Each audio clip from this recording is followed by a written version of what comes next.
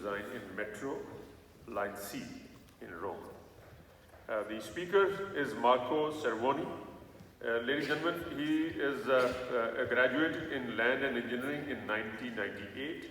He's got about 20 years of experience focused on the innovative transportation systems in urban areas and in the management of infrastructure civil projects. He's involved in the Rome Metro C line construction, which includes the stations, the ventilation shafts, the soil conditioning and the tunneling since the year 2007. A little bit about what he's going to talk about. He is going to be presenting to us the relocation of Amba Aridon station in the Rome Metro Line C. It was necessitated after the initial design and the tender stage. The archaeological investigation revealed barracks from the ancient Roman period, approximately 6 meters below the ground level, and these findings were in good shape and had to be preserved. Therefore, the entire station had to be relocated. He's going to talk about the subject. Over to you. Thank you, Chairman. Hi, good morning. My presentation took about the Line C project in Rome with particular reference to the D3 stretch under construction. The description of several changes in Ambradam station from the tender design to the construction phase. In fact, the first phase archaeological investigation have resulted in a new positioning of the station in area with a lower archaeological risk, as well as relevant changes in construction phases and technologies implemented. The overall revision of the internal design of the station with the creation of a museum area because of the exceptional archaeological remains found at the beginning of the second phase of archaeological excavation.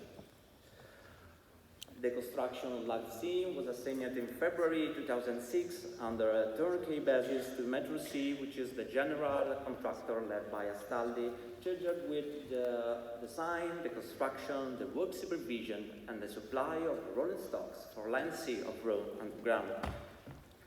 The stretch presently under construction, named T3, and extended from San Giovanni Station to Fort Imperiale Station, over a total length of about 2.8 kilometers and include Ambradam Station and 2 ventilation shafts, 3.3 and 3.2.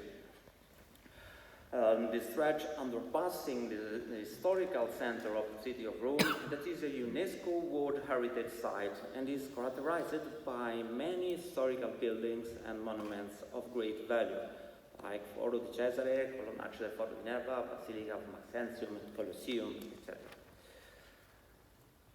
The Ambradam station is included within the stretch and it's situated in the garden of Piazzale Ponio in the Appio Latino neighborhood, close to the Aurelian walls between Porta Sinaria and Porta Metronio. The preliminary design of Line C established the construction of the stretch between Lodi Station and Ambradam Station in a soil stratigraphy presenting a backfill cover of about 20 meters from ground level. In particular, the preliminary design of Ambradam Station established the construction of the main shafts situated in the middle of the line galleries and a series of underground narrow tunnels which interfered with the archaeological strata branched off towards the 3 entrances. Given the aquifer was at about 8–10 meters from ground level, the construction techniques applied in this design included the widespread use of soil consolidation by the method of the jet grouting, both to waterproof the excavation in the shaft and to consolidate and waterproof the soil during the construction of the underground tunnels linking the platform to the surface. In the following picture is shown the original altimetric profile of the station, where the state of backfill is clearly marked in yellow. Preliminary excavation and surveys have been carried out along the T3 stretch through archaeological boreholes in various areas since 1999, in order to preventively verify the possible presence of ancient structures.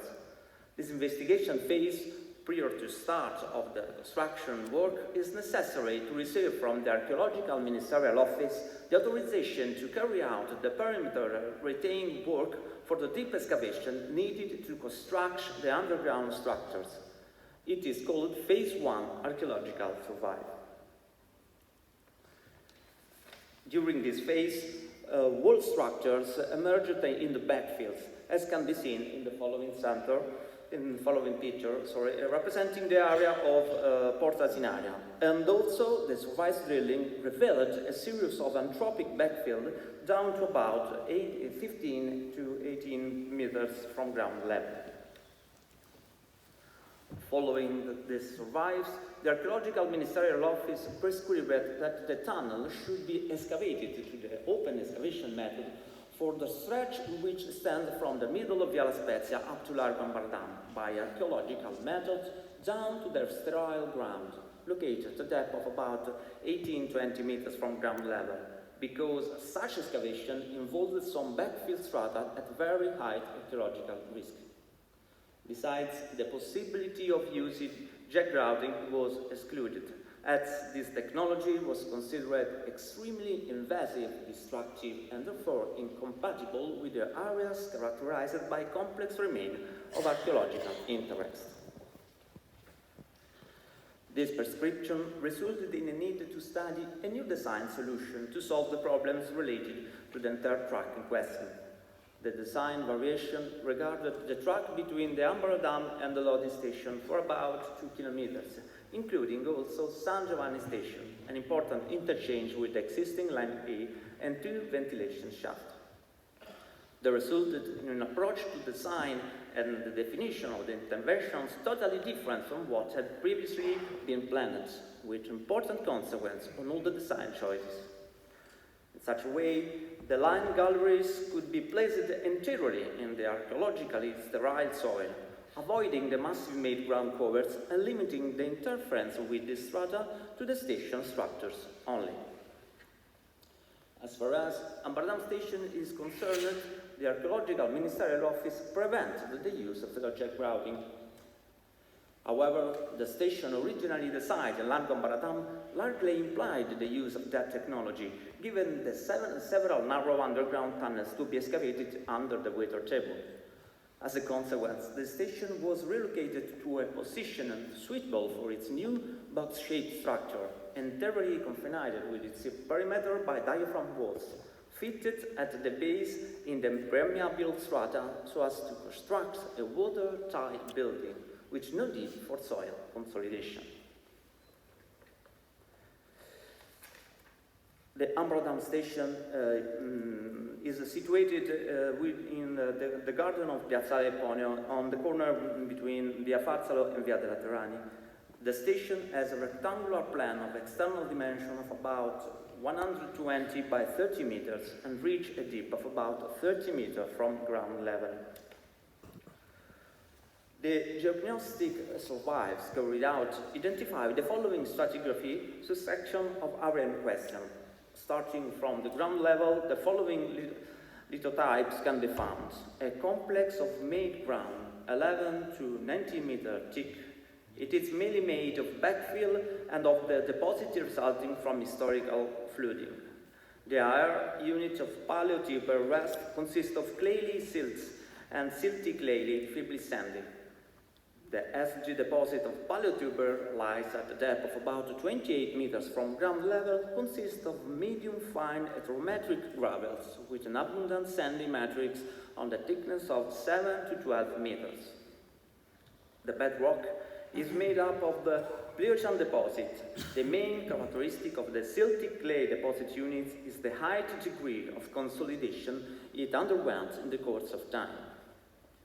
The geometric measurements in the various strata of the soil have identified 2 distinct aquifers. The first one is phreatic, which in the strata of the alluvional and backfill soil, whose level is situated about 8-10 meters from ground level, while the second one is artesian, within the stratum of gravel and sand of the Pleistocene deposit, situated at about 16 meters from ground level. In this context, the main body of Ambaro Dam station consists in 4 underground levels floors, apart from the slab roofing to the foundation slabs. The excavation is retained between diaphragm walls 1.20 meters thick and about 56 meters high from ground level so as to reach the water-impermeable stratum of the Pliocene clay. The executive phase and the technological choices for the construction of the station took advantage of the recent experience of the excavation of San Giovanni station, in which a new methodology called modified top-down was developed. Once constructed the perimeter diaphragm walls, the excavation can start by archaeological method down to a depth of about 3 meters below the introduction of the slab cover. Subsequently, once constructed the slabs, the intermediate ones were excavated and constructed down to the foundation, deepening the excavation of each step at least 3 meters with respect to each slab's introduce. Therefore, the slab cover and the atrium, which are situated within the archaeological layer, cannot be realized using the soil as a temporary support, except for a limited portion. As regards these structural elements, self-supporting prefabricated segments were chosen to limit the use of temporary elements such as timbering as much as possible. The second phase of archaeological survival. During the second phase of archaeological excavation carried out in between the perimeter of diaphragm walls of the station, at a depth of about 9 meters from ground level, a unitarian complex of structures was found. It supposedly dates from the first half of the 2nd century, specifically to the age of Hadrian, and it can be functionally identified as a barracks. The structural complex presents all the elements which define the peculiar function of the barracks, a series of 39 rooms built in an unitarian construction phase on an area of about 715 square meters. Some of them present mosaic pavings and frescoed walls, and the two sides of a long corridor which goes beyond the perimeter diaphragm walls of the station. The loading area, called Commandantes Domus, is characterized by the remains of an important building which present wall frescoes as well stone mosaic and fictile pavings in very good condition. The massive ancient structure were found at the depth, interfering with the first 2 underground slabs of the station, and this entailed further changes as the work progressed to the structural design and to the succession of the executive phases. Among them, the most important was certainly the replacement of the atrium level with a temporary steel structure, which allowed to effectively support the perimeter diaphragms while excavating, maintaining at the same time the ancient structure at the barracks in situ, up to reaching of the wall foundation. Because of this exceptional historical archaeological finding, as well as the good state of conservation of the ancient structures, the Archaeological Ministerial Office required an overall revision of the architectural design of Amsterdam Melbourne Station. The authorization to the temporary disassembling of the structures found was bound to their subsequent relocation to ensure their maximum safeguard and enjoyment and valorization within the future station, creating a museum exhibition functionally separated from the station in operation. The creation of the museum.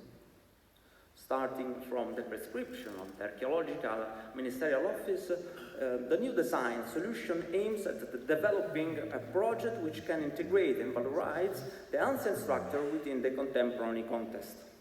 Such a solution involved a spatial, functional, and operational separation of the primes dedicated to the archaeological exhibit from the area dedicated to the station. However, the two functions keep a visual continuity thanks to the glass windows inside, which keep the station apart from the new museum space. The design involves the creation of a large open-air lowered area which enables light and air to get to the underlying levels of the underground and the museum. The museum can be accessed through the square. Once in, the visitor can make a complete visit of the archaeological site from above by walking on a suspended catwalk, which always for a close look at the relocated barracks. In conclusion, the design of Amsterdam Underground Station has undergone several changes from the tender design to the construction phases. The first phase, archaeological investigation, has resulted in a new positioning of the station in area with lower archaeological risk, as well as relevant changes in the construction phases and the technologies implemented. The excavation of Amsterdam Station represents a unique opportunity for new important acquisition about the history of Rome, because the archaeological excavation rarely reach such deep in urban areas. The overall revision of the internal design of the station with the creation of a museum area close to it allowed to integrate and valorize the ancient structure within the contemporary context. Thank you for your attention.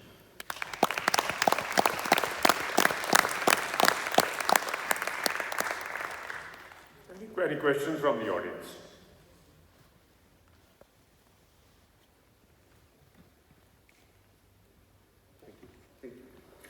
Right, ladies and gentlemen, you will agree with me that this